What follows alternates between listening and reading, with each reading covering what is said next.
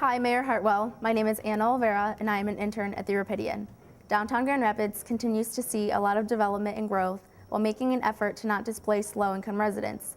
Recently, in regard to the Arena South visioning plan, you said you were satisfied that the interests of the neighbors, especially low-income residents, had been represented. How were they represented and what were their concerns for that area?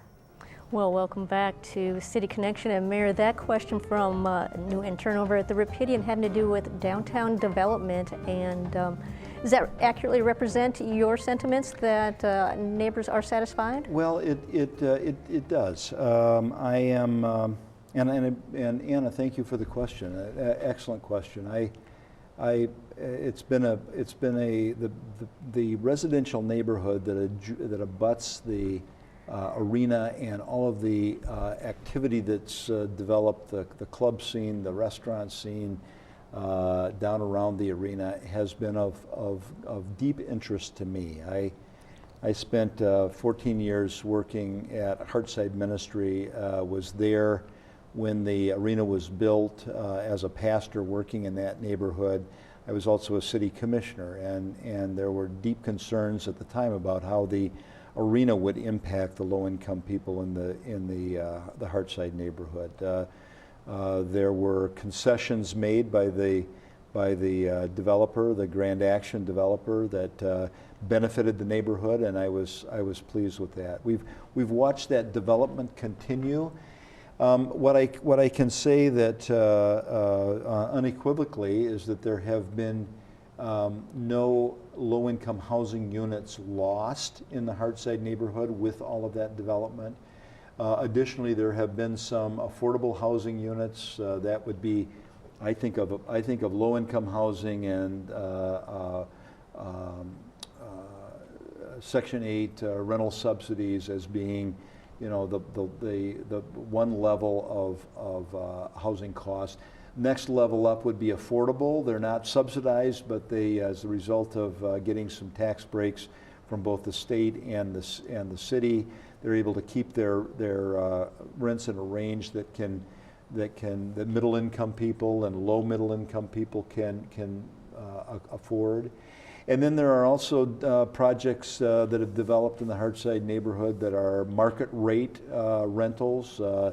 You know, with some of them going for $1,000 a month in rents or more, in some cases much more.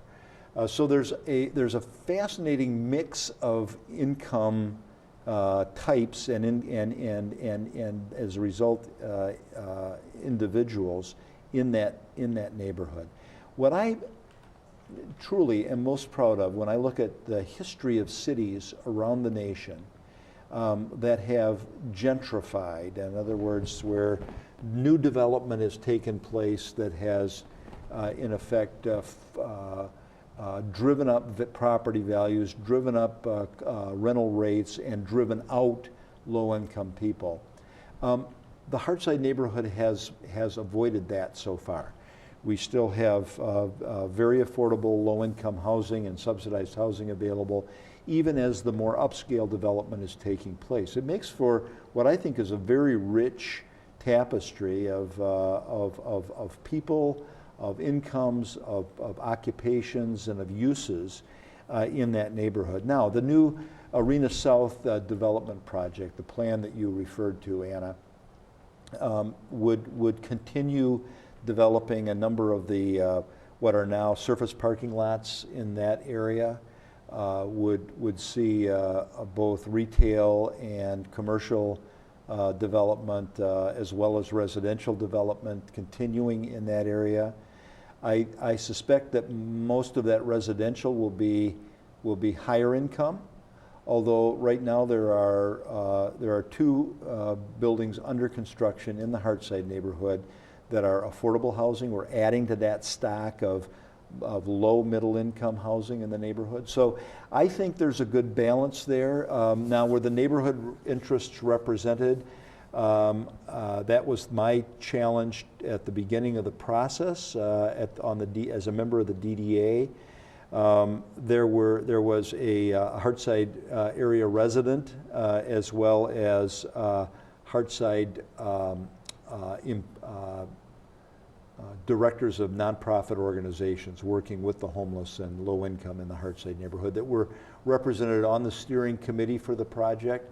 I know those people, and I know the strength of their voice, and I'm sure that their voice was heard and their opinions considered through the process. So I'm quite satisfied, and I look forward to that development continuing in the neighborhood without any displacement or dislocation of the population that currently lives there.